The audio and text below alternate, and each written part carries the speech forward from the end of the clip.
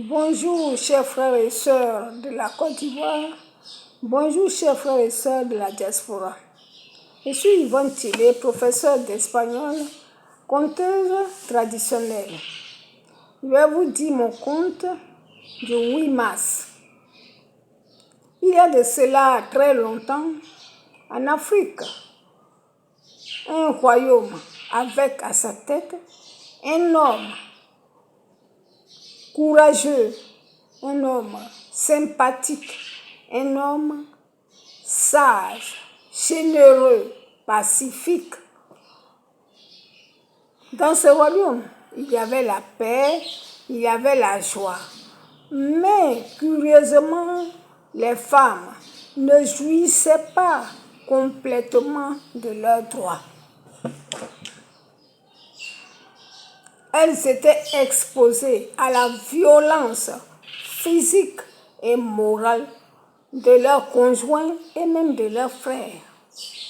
Alors, le père qui a compris tout cela, voyant venir sa fin, appela son fils aîné et lui dit: « Mon fils, que vas-tu faire après moi afin que tes sœurs soient économiquement autonomes, qu'elles soient indépendantes?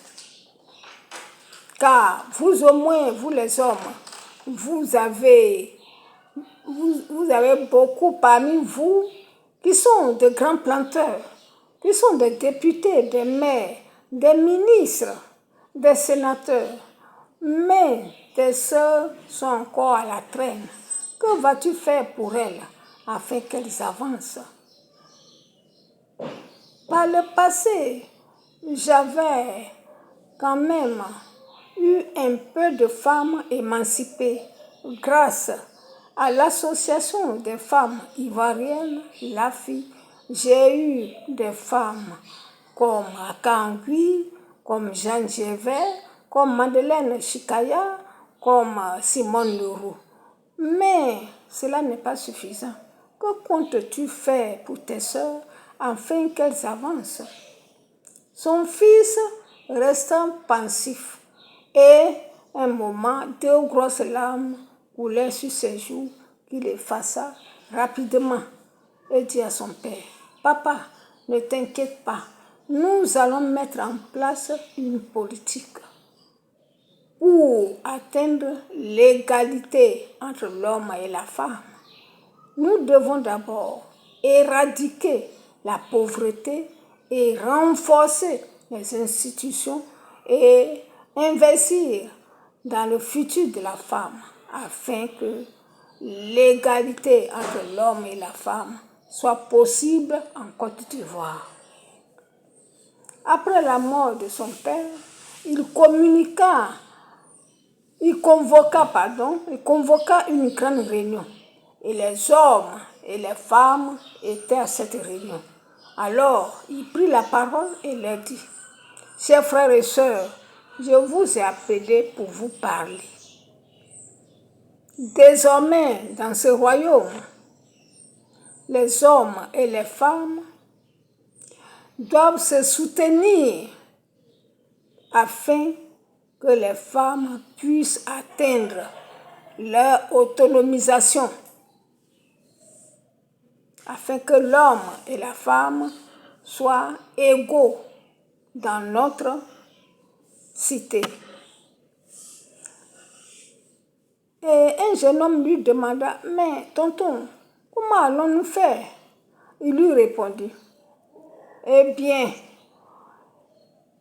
ceux qui dirigent les institutions financières doivent simplifier l'accès de la femme à ces institutions-là. Par exemple, au lieu de dire un homme vient et une femme, les deux viennent prendre crédit ici, moi je donne 1 million à la femme, 50 000 à la femme et 1 million à l'homme. Non, il faut que maintenant, si tu as donné 1 million à l'homme, il faut donner aussi 1 million à la femme. Et deuxièmement, toujours chez vous, jeune homme, il faut que dans les administrations où l'on dépose les dossiers pour pouvoir créer une école, une société en tout cas, où l'on peut aussi employer d'autres jeunes et d'autres femmes, il faut que cela soit aussi accessible aux femmes. Que le dossier soit simplifié au maximum.